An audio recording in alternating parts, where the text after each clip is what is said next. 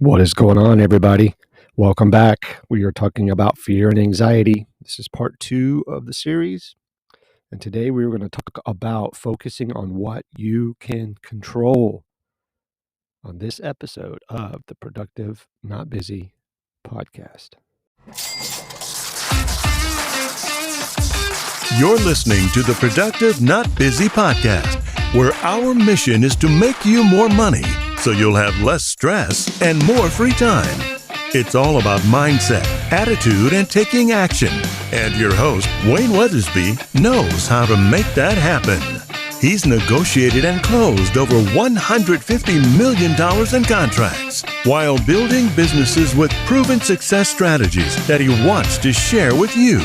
So if you're ready to make some real money, then let's get to it. Here's Coach Wayne.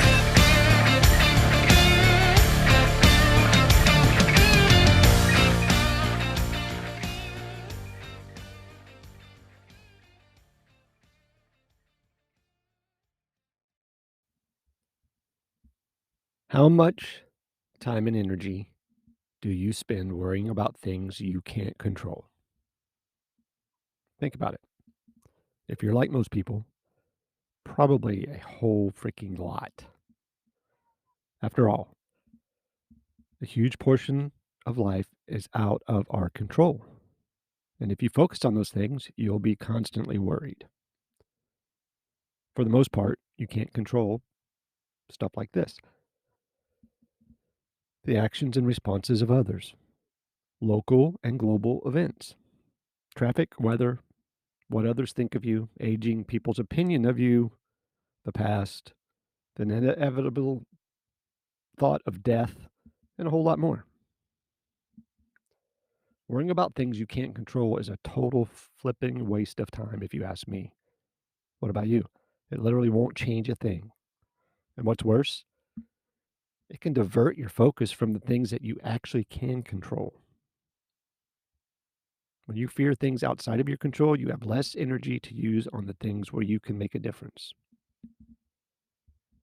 So, what can you control? Well, you can control how you respond, what you think about, the ways you treat others, the information you consume, how you treat your body, how you talk to your inner critic, self-talk, your sleep habits, how consistent you are, and a whole lot more. That's just a few. When you focus on what you can control, your fears will significantly lessen and your life will significantly improve, right? Think of it in terms of like American football. A defensive back can't control where the quarterback throws the ball, but he can control his response to the throw. The more the defensive back focuses on how he will respond, the better he'll play. That's why they practice. The same is true in life. You can't control a significant portion of what happens, but you do have the power over how you respond to that, right? The more you focus on your actions and thoughts about the situation, the better things will go for you. There was a book called Life, the Truth, and Being Free. Steve Maraboli said incredible change happens in your life when you decide to take control of what you have power over instead of craving control over what you don't. So when you find yourself dealing with fear, stop and ask yourself, what things are under my control at this moment? Right? When you fly on a commercial jetliner, you hope the pilot does that, right? If something goes wrong, you want him going, okay, what things can I control here? And hopefully he does a really good job and hopefully he's prepared. Once you identify those things, all your time and energy have to be diverted to them. Avoid spinning out of control, spinning your wheels over things you have no control over. Turn your fears into actions. That's my theme, right? Action, attitude, approach. I think personally, and this is me, and pretty much everybody that knows me knows this, I choose gratitude. Fear is almost always rooted in a scarcity mindset. In other words, you are afraid that you won't have something you want or desire. So you're afraid that you'll lack love, respect, money, health, possessions, or whatever. Obviously, these are good things, and it's not wrong to desire them by any means, but it's easy to become so fixated on them that you become fearful of not having them. Gratitude completely shifts your perspective, fixing your gaze on things you already have. See, it's hard for gratitude and fear to coexist. They're like oil and water. And actually, doing a lot of research, going through this terminal cancer diagnosis with my mom, there's a study about breast cancer patients. It showed that those who intentionally practiced gratitude were much less likely to experience the anxiety while they were going through treatments. When you feel fear beginning to rise up inside of you, embrace gratitude, man. Look for ways to be grateful that are specifically related to your anxiety. Are you worried about the medical condition? Express gratefulness for the health care available to you to assist you with your medical condition. Are you concerned about losing your job? Express gratitude for the chance to find something even better if that doesn't work out. Tony Robbins has a great saying on this about gratitude. Every morning, Tony Robbins focuses on gratitude.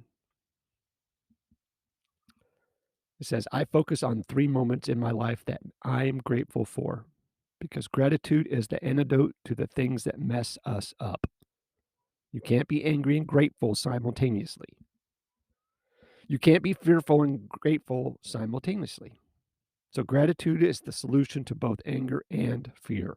And instead of acting grateful, think of specific situations that I am grateful for, little ones and big ones. I do it every day. And I step into those moments and I feel gratitude and aliveness. Tony Robbins. When you are consistently grateful, it's hard to be fearful. You're more aware of the good things that you have.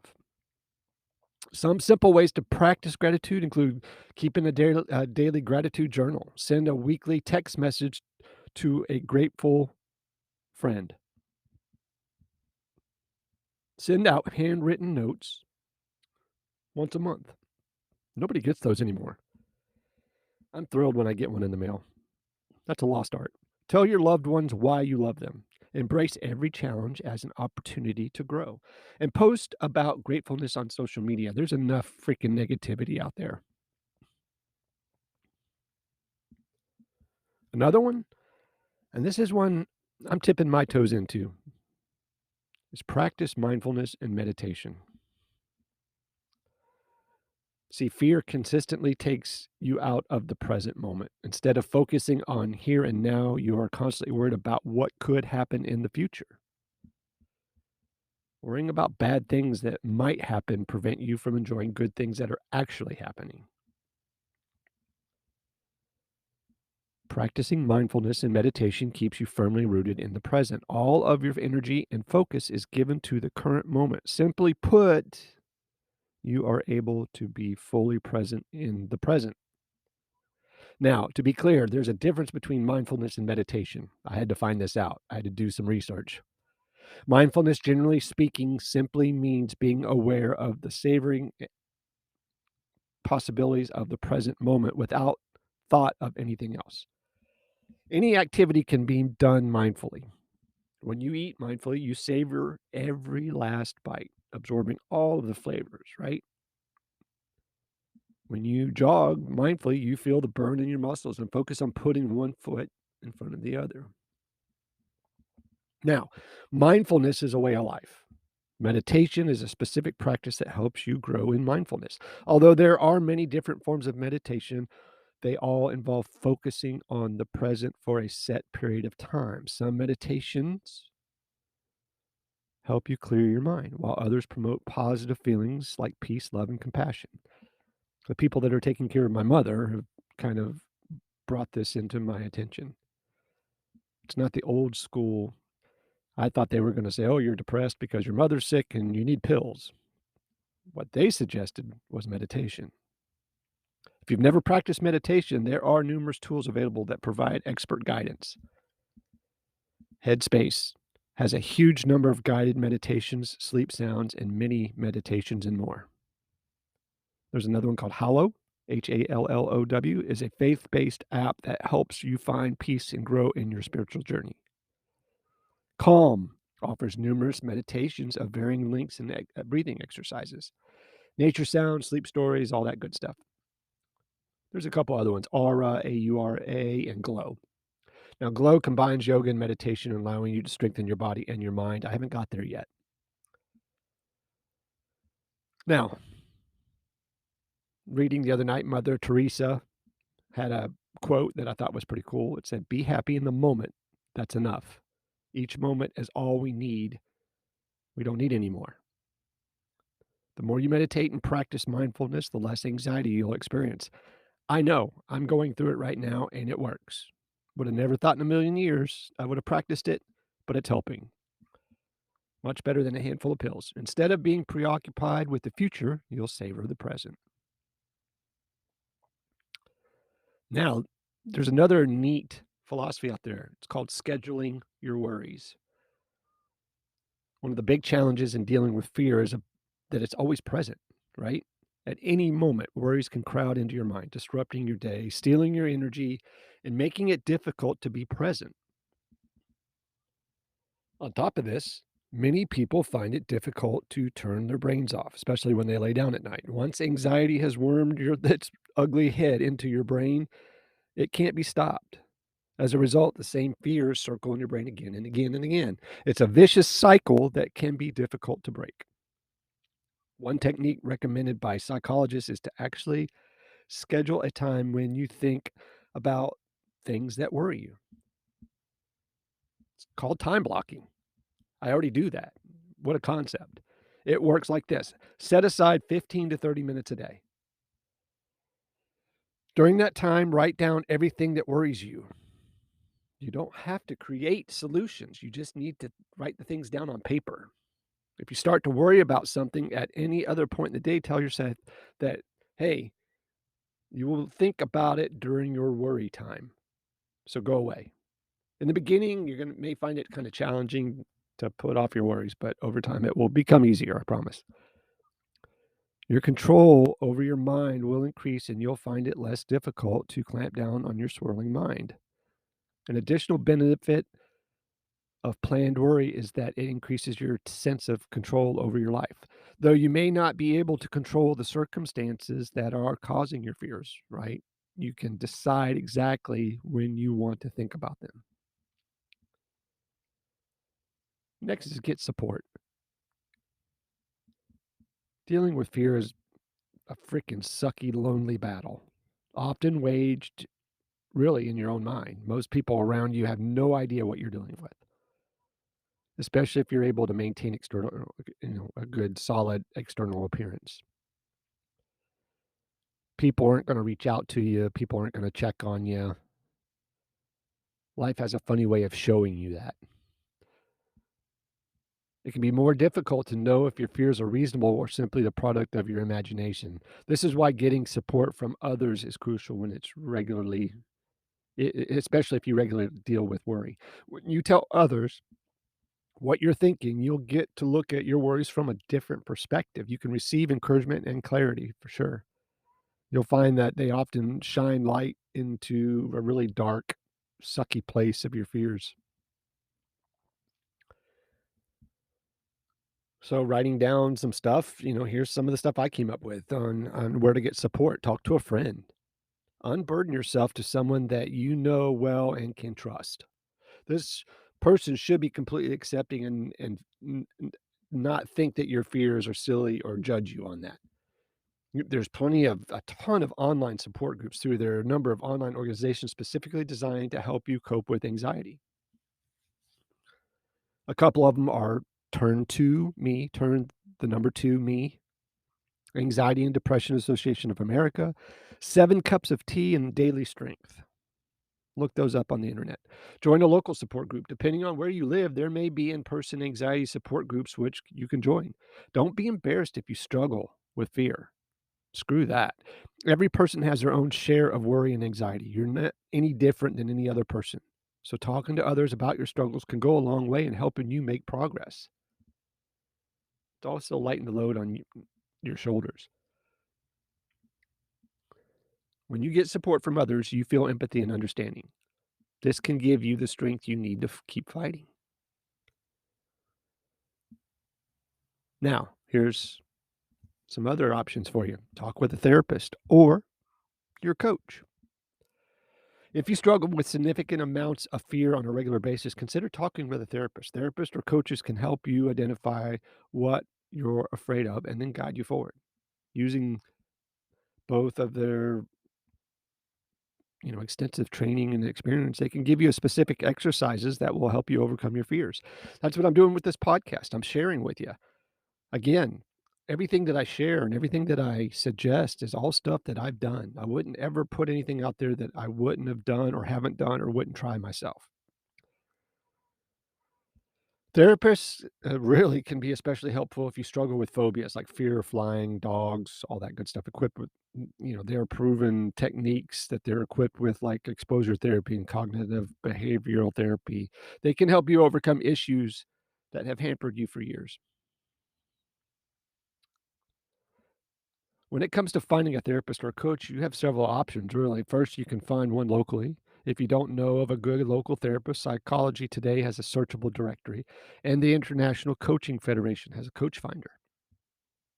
There are numerous online therapy options available. Most of these online options offer both video sessions and text.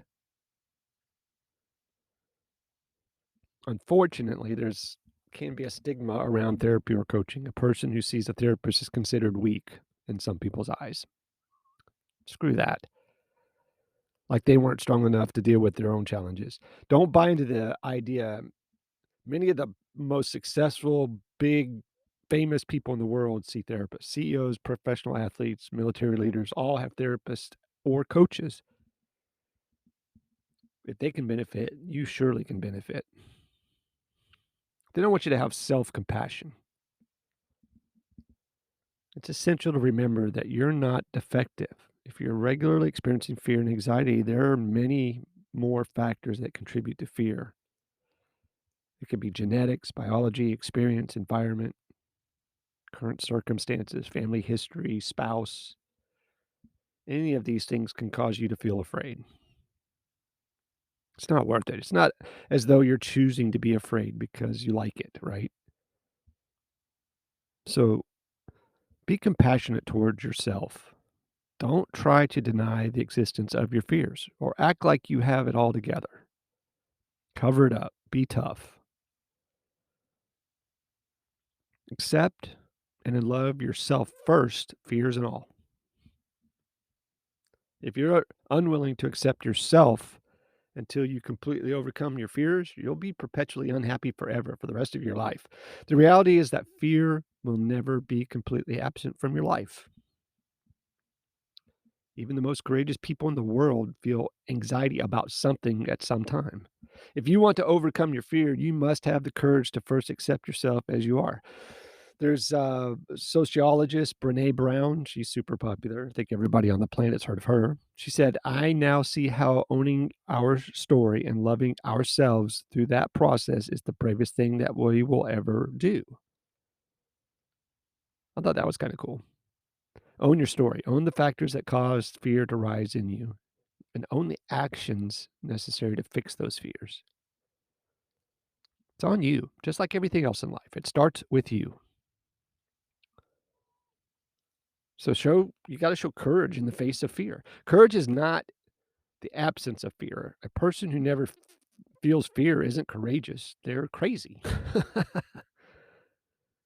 The world can be a pretty scary place, and there's a lot of reasons to feel afraid. Courage is feeling afraid and acting anyway. Courageous people acknowledge their fears and then they move forward to overcome them. Nelson Mandela, in his book, said it perfectly. I learned that courage was not the absence of fear, but the triumph over it. The brave man is not he who does not feel afraid, but he who conquers that fear. It's okay to feel fear or worry, but avoid letting them get the best of you. Don't let anxiety keep you from living the life of your dreams. We've talked about a number of different ways to deal with fears and worry, right? Change your biology, identify your fears, practice worst case and best case scenario thinking, focus on what you can control, choosing gratitude, practice mindfulness and meditation, right? Scheduling your worries time blocking, get support, talk to a therapist, and self compassion. I've used up a whole yellow pad on this. These techniques won't eliminate fear from your life, but they will make it easier for you to cope with it. Make no mistake, it's not easy to overcome fear. It takes consistent work. You must have the courage to come face to face with the things that frighten you. You have to expand energy to get your thoughts under control. But the work is worth it, I promise. I'm still working on all this myself. As a result, you experience freedom, peace, and confidence. That's what my coach told me to write down. When you overcame something that you were fearful of, what did you feel? Write it down so you can see it. I experienced freedom, peace, and confidence. You aren't easily rattled by circumstances when you overcome. You know that you can handle whatever comes your way. A wonderful, adventurous future awaits all of us. You just need to step forward and take it. Face your fears, take action, knowing that you're not alone. Fear sucks, anxiety sucks, but no one's going to swoop in and whisk it away for you. So take a look in the mirror and listen to both this episode and the last one. I just want to help you. I'm going through some crappy stuff right now, and I find a lot of this very, very helpful. It's a work in progress, but I see improvement and I feel improvement. The people around me see improvement. Thank you for joining me today. I appreciate all of you. Thank you. Be safe. Take care. Sell a bunch and say something nice to somebody. You've been listening to the Productive Not Busy podcast with Coach Wayne. Join us next time for more money-making strategies to help you have less stress and more free time. Follow us on Facebook at Productive Not Busy, on Instagram at frontline.coach.wayne, and on Twitter at Wayne New Jr. And remember, be productive, not busy.